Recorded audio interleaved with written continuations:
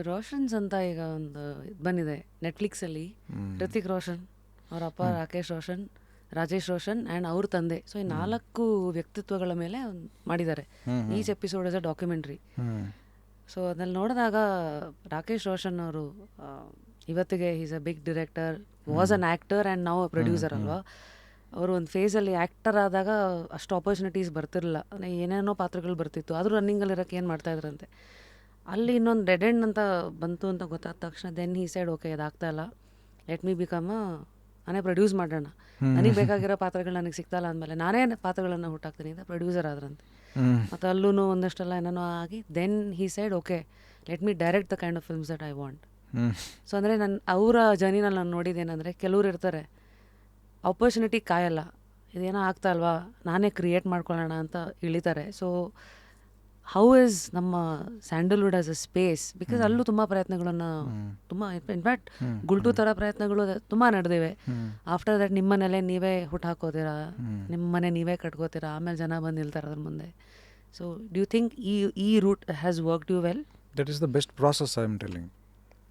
ನಮಗೆ ನನ್ನ ಸುಮಾರು ಜನಕ್ಕೆ ಬೆಟ್ಟಾದಾಗ ಎಲ್ಲರಿಗೂ ಪ್ರತಿಯೊಬ್ಬರಿಗೂ ಹೇಳೋದು, ಇವಾಗ ಒಂದು ಮ್ಯಾಪ್ ಅಂತ ನಮಗಂತೂ ಸಿಗಲಿಲ್ಲ, ನನಗೆ ಯಾರೂ ಬೆಟ್ಟಾಗಲಿಲ್ಲ. ಆವಾಗ ಎಕನಾಮಿಕಲ್ ಸಪೋರ್ಟ್ ಫ್ರೆಂಡ್ಸ್ ಜೊತೆಯಿಂದ ಸಿಗ್ತಿತ್ತು, ಶೆಲ್ಟರ್ ಸಪೋರ್ಟ್ ಅವ್ರ ಜೊತೆಯಿಂದ ಸಿಗ್ತಿತ್ತು, ಎಲ್ಲ ಸಿಗ್ತಿತ್ತು. ಬಟ್ ಇಲ್ಲಿ ಒಳಗೆ ಹೋಗೋದು ಹೆಂಗೆ ಅಂತ ದೇವರೇ ಗೊತ್ತಿರಲಿಲ್ಲ. ಅದಕ್ಕೆ ಆ್ಯಂಕರಿಂಗ್ ಮಾಡೋಕ್ಕೆ ಹೋಗ್ತೀನಿ, ಆಮೇಲೆ ರಿಪೋರ್ಟಿಂಗ್ ಮಾಡೋಕ್ಕೆ ಹೋಗ್ತೀನಿ, ಆಮೇಲೆ ಯೂಟ್ಯೂಬ್ ಸೇರ್ಕೋತೀನಿ. ಅದಾದಮೇಲೆ ಗೊತ್ತಾಗುತ್ತೆ ಇಲ್ಲ ಪರ್ಫಾರ್ಮೆನ್ಸ್ ಮೇಲೆ ಕಾನ್ಸಂಟ್ರೇಟ್ ಮಾಡಬೇಕು, ಆ್ಯಕ್ಟಿಂಗ್ ಕಲ್ತ್ಕೋಬೇಕು. ನಾವು ಶಾಲೆಗೆ ಕಾಲೇಜ್ನಾಗ ಮಾಡಿದ್ದು ಆ್ಯಕ್ಟಿಂಗೇ ಅಲ್ಲ, ಆ್ಯಕ್ಚುಲಿ ಅದೊಂದು ಹಾಬಿಯಾಗಿ ಮಾಡಿರ್ತೀವಿ. ಒಂದು ಪ್ರೊಫೆಷನ್ ಅಂತ ಬಂದಾಗ ಅಲ್ಲಿ ಅದು ಕೇಳುವಂಥದ್ದು ಪರ್ಫಾರ್ಮೆನ್ಸ್ ಲೆವೆಲ್ ಆಗಲಿ ಅಥವಾ ಮೆಚುರಿಟಿ ಆಗಲಿ ಜಾಸ್ತಿ ಇರ್ತೈತೆ ಅಂತ ಒಂದು 3 years ನಾಟಕ ಮಾಡ್ಕೋತಾ ಅಲ್ಲಿ ಸ್ಪೆಂಡ್ ಮಾಡ್ತೀವಿ. ಸೊ ನನಗೊಂದು ವೇ ಹಾಗೆ ತುಂಬ ಕ್ರೂಡಾಗಿ ಸಿಗ್ತಾ ಹೋಗಿತ್ತು. ಬಟ್ ಯಾರು ಆ್ಯಕ್ಟಿಂಗ್ ಬರ್ತಾರೆ, ಆ್ಯಕ್ಟಿಂಗ್ ನಾವು ಟ್ರೈ ಮಾಡಬೇಕು ಅಂತ ಯಾರು ಬರ್ತಾರೆ, ಅಪ್ರೋಚ್ ಮಾಡ್ತಿರ್ತಾರೆ ಅಂದಾಗ ನಾನು ಅವ್ರಿಗೆ ಹೇಳ್ತೀನಿ. ಆ್ಯಂಡ್ ಈ ಶೋ ಮುಖಾಂತರ ಹೇಳೋಕ್ಕೆ ಇಷ್ಟಪಡ್ತೀನಿ ಏನಪ್ಪ ಅಂದರೆ, ಫಸ್ಟು ನೀವು ತಲೆಗೆ ಫಿಕ್ಸ್ ಆಗಿಬಿಡ್ರಿ, ಇದು ಈಗ BSc ಮುಗಿಸಿ ಇಂಜಿನಿಯರಿಂಗ್ ಮುಗಿಸಿ 1 ವರ್ಷ ಕ್ಯಾಂಪಸ್ ಆಗಿ ಅಥವಾ ಇಂಟರ್ನ್ಶಿಪ್ಪಿಗೆ ಹೋಗಿ ಏನೋ ಬರ್ತೀವಲ್ಲ, ಹಂಗಾಗೋದಿಲ್ಲ. ಒಂದು 5 ವರ್ಷ ಪ್ರಯತ್ನದ ಪೀರಿಯಡ್ ಅಂತಲೇ ಕಲಿಕೆಗೆ ಅಂತಲೇ ತೆಗೆದಿಟ್ಬಿಡ್ಬೇಕು. ನೀವು ನೀನಾಸಂ ಹೋಗ್ತಿರೋ, ರಂಗಾಯಣ ಹೋಗ್ತಿರೋ, ಅಥವಾ ಇಲ್ಲಿ ಒಂದು ಹವ್ಯಾಸಿ ರಂಗಭೂಮಿಯಲ್ಲಿ ಯಾವುದೋ ಒಂದು ತಂಡಕ್ಕೆ ಸೇರ್ಕೊಳ್ರಿ. Spend beautiful learning period with utmost concentration. ಆ ಒಂದು 3 ವರ್ಷ ನಮ್ಮ ಎಂಟೈರ್ ಲೈಫ್ನಾಗೆ ಒಂದು ಬೇಸಾಗಿ ಕೂತ್ಕೊಳ್ಳೋದು. Theatre is a best space to learn. ಕನ್ಸಿಸ್ಟೆಂಟಾಗಿ ಅಲ್ಲಿ ನೀವು ಕಲಿಕೆಯಲ್ಲಿರ್ತೀರಿ. ಒಂದು ಶೋಗೆ ನೀವು minimum 3 weeks to 4 weeks practice ಮಾಡಿರ್ತೀರಿ. So you will learn how to read a character.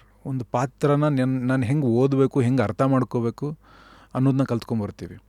And best part, ಇವಾಗ ಪ್ರತಿಯೊಂದು ಟೀಮವರು ಕೂಡ ರಂಗಕರ್ಮಿಗಳನ್ನ ಕರೆಸ್ಕೊಂಡು ಒಂದು ವರ್ಕ್ಶಾಪ್ ಅಂತ ಮಾಡ್ತಾರೆ. ಏನೂ ಗೊತ್ತಿಲ್ಲದೆ ಇರೋನು ಝೀರೋಯಿಂದ ಆ್ಯಕ್ಚುಲಿ ಶುರು ಮಾಡ್ಬೋದಲ್ಲಿ. ಬ್ಯಾಕ್ ಸ್ಟೇಜ್ ಮಾಡ್ತೀವಿ, ಲೈಟಿಂಗು ಮಾಡ್ತೀವಿ. ನಾನು ಲೈಟಿಂಗು ಮಾಡಿದ್ದೀನಿ ನಾಟಕಕ್ಕೆ, 1-2 ನಾಟಕಕ್ಕೆ.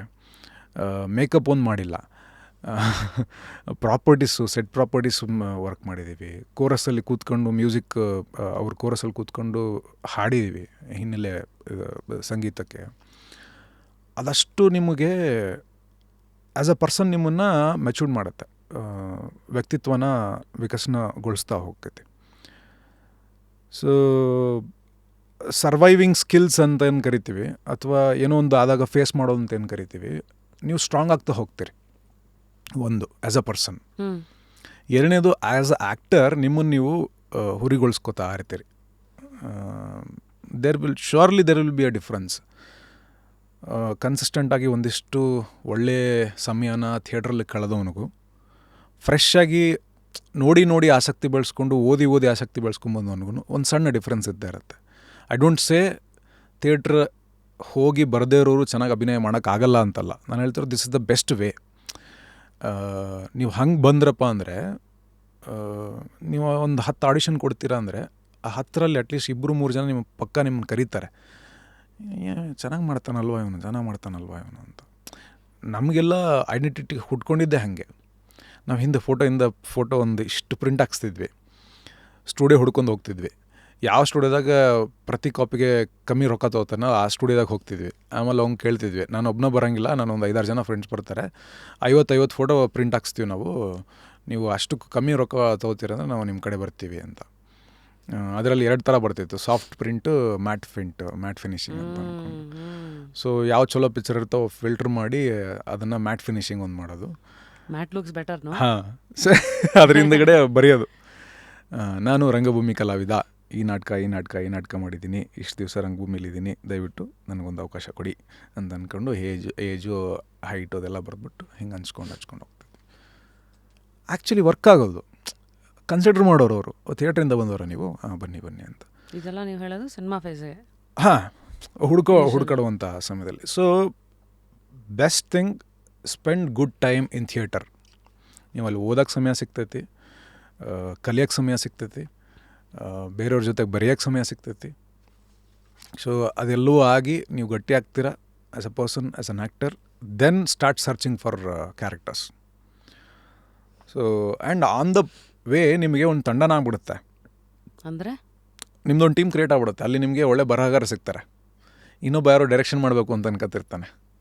ಈಗ ನಾನು ಜನಾರ್ದನ್ ಸಿಕ್ಕಿದ್ದು ಹಾಗೇ, ನಾನು ಥಿಯೇಟ್ರ್ ಮಾಡ್ತಿದ್ದೆ, ಅವ್ನು ಸಿನಿಮಾ ಕ್ಲಬ್ ಅಂತ ಓಡಾಡ್ತಿದ್ದ, ಹೀಗಾಗಿ ಇಂಟ್ರೆಸ್ಟಿಂದ ಜೊತೆಗೆ ಸೇರಿದ್ವಿ. Pool of people will come together eventually and ನೀವೇ ಬೇಕಾದ್ರೆ ಸಿನಿಮಾನೇ ಮಾಡೋದು. ಗುಲ್ಟು ಮಾಡಿದ್ದು ಹಾಗೇ, ನಮಗೆ ಯಾರೂ ಇದ್ದಂಥ ಪ್ರೊಡಕ್ಷನ್ ಹೌಸ್ಗಳು ಯಾರೂ ನಮಗೆ ಅವಕಾಶ ಕೊಟ್ಟಿಲ್ಲ. ಇನ್ಫ್ಯಾಕ್ಟ್ ಕೆಲವೊಂದಿಷ್ಟು ಪ್ರೊಡ್ಯೂಸರ್ಸು ಹೀರೋ ಚೇಂಜ್ ಮಾಡಿರಿ, ನಮ್ಮ ಹತ್ರ ಹೀರೋ ಡೇಟ್ ಐತಿ, ಹೀರೋ ಚೇಂಜ್ ಮಾಡಿರಿ, ನನ್ನ ಮಗನ ಹೀರೋ ಮಾಡಿರಿ, ಆ ಥರ ಬಂದವರೇ ಜಾಸ್ತಿ ಗುಲ್ಟುಗೆ. ಸೊ ಅದಾದಮೇಲೆ ಆಗಿದ್ದಾಗಲಿ ನಾವೇ ಮಾಡಬೇಕು ಅಂತ ಗಟ್ಟಿ ಮನಸ್ಸಿಂದ ಇಟ್ಕೊಂಡು ಹುಡುಕಾಡೋಕ್ಕೆ ಶುರು ಮಾಡಿದ್ದು.